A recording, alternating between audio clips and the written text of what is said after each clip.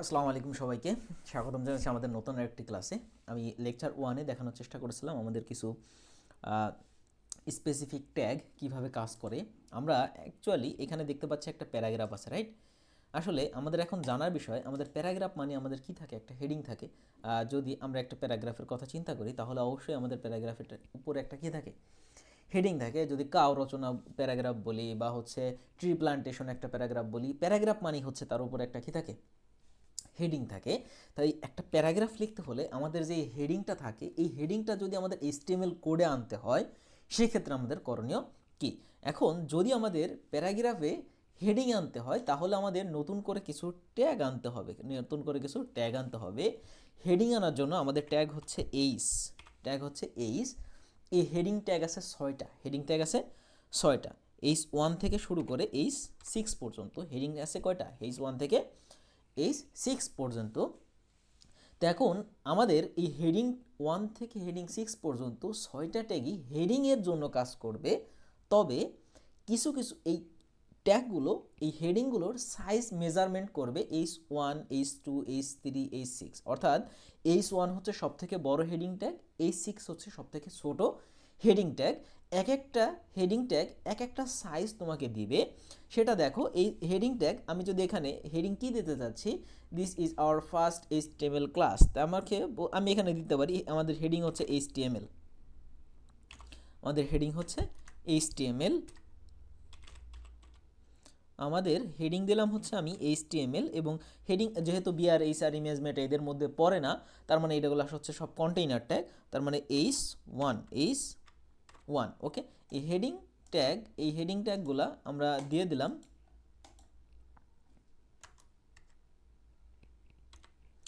Heading ট্যাগগুলো দিলাম। এখন যদি আমি এটাকে সেভ করে রিলোড করি তাহলে দেখা যাবে আমাদের একটা হেডিং আসছে, রাইট? আমাদের একটা হেডিং আসছে।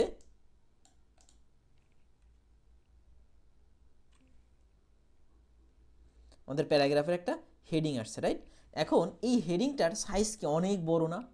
এই হেডিংটার সাইজ আস্তে আস্তে আস্তে আস্তে ছোট হতে থাকবে। দেখবা কিভাবে? দেখো, এইচ ওয়ান ছিল, আমি দিলাম এইচ টু, এইচ ওয়ান ছিল, আমি দিলাম এইচ টু, এখানেও তাহলে এইচ টু।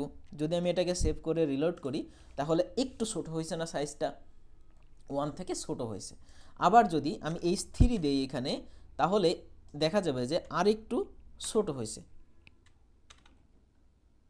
ওকে, আর একটু ছোট হয়েছে। তাহলে আমি কি দেখতে পারছি, এইচ ওয়ান হচ্ছে সব থেকে বড় হেডিং ট্যাগ। এরপরে আমাদের কি আছে, এইচ থ্রির পরে এইচ ফোর আছে, এইচ থ্রির পরে এইচ ফোর আছে। ওকে, আমি যদি এইটাকে রিলোড করি তাহলে দেখে আরেকটু ছোট হয়েছে। আবার যদি এইচ আমি কত দেব, এইচ ফাইভ দেই, এইচ ফাইভ দিলে আমার আরেকটু ছোট হয়ে যাবে, এইচ ফাইভ। ওকে, এইচ ফাইভ, এটাকে যদি আমি রিলোড করি তাহলে আরেকটু ছোট হবে। সব থেকে ছোট যেই ট্যাগটা আসবে সেটা হচ্ছে এইচ সিক্স, সব থেকে ছোট ট্যাগটা আসবে এইচ সিক্স। তাহলে আমরা যেটা দেখতে পাচ্ছি, আমাদের হেডিং ট্যাগ হচ্ছে টোটাল 6টা। আমি যদি একটু দেখাই,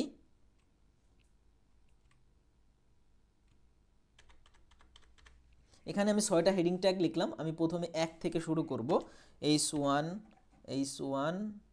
এখানেও এইচ ওয়ান, এখানে এইচ টু, এখানেও এইচ টু, এখানে আমার এইচ থ্রি, এখানেও এইচ থ্রি। ওকে, আমার এখানেও এইচ ফোর, আমার এন্ডিংয়েও অর্থাৎ ক্লোজিং ট্যাগেও আমার কত হবে, এইচ ফোর হবে।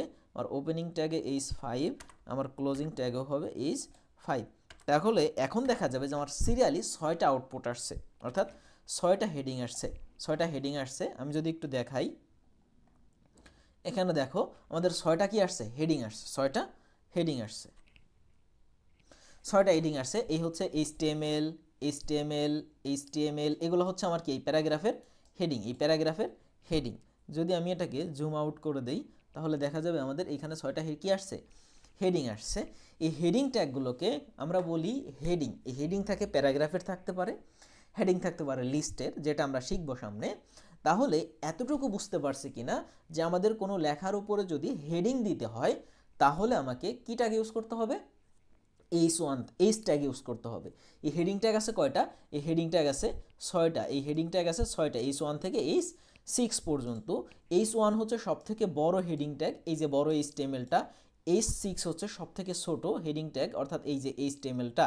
অর্থাৎ সব থেকে বড় হেডিং ট্যাগ নির্দেশ করে হচ্ছে H6, H1, আর সব থেকে ছোট হেডিং ট্যাগ নির্দেশ করে H6। ওকে, তাহলে এই হেডিং ট্যাগগুলো নিচে আমাদের মাঝে মাঝে আন্ডারলাইন করা থাকে। আমরা জানি আন্ডারলাইন করার জন্য আমাদের যে ট্যাগটা ইউজ করতে হয় সেটা হচ্ছে ইউ। আন্ডারলাইনের জন্য আমাদের যে ট্যাগটা ইউজ করতে হয় সেটা হচ্ছে ইউ। এখন এই ইউটা শুরু করে আমি কোন জায়গায় ওপেন করব? অবশ্যই মনে রাখবো, সবার শেষে যাকে শুরু করব সবার আগে তাকে ক্লোজ করব। তাহলে এই ইউটা আমি ক্লোজ করে দিলাম। যদি এটা আমি সেভ করি, দেখা যাবে প্রথম HTML-টার নিচে একটা আন্ডারলাইন চলে আসছে। আন্ডারলাইন চলে আসছে, তাহলে আমরা দেখতে পেলাম যে আমি চাইলেই একটা হেডিং দিতে পারি এবং তার নিচে আবার কি করতে পারি? আন্ডারলাইনও দিতে পারি। এর মাধ্যমে আমরা যে কোনো একটা প্যারাগ্রাফের উপরে একটা হেডিং প্রদর্শন করাইতে পারি। এটাই ছিল আমাদের হেডিং সম্পর্কে বিস্তারিত। ইনশাআল্লাহ পরবর্তী ক্লাসে আমরা লিস্ট নিয়ে আলোচনা করব। ততক্ষণ পর্যন্ত ভালো থাকো, সুস্থ থাকো। আজকের মতো এখানেই বিদায় নিচ্ছি। আসসালামু আলাইকুম।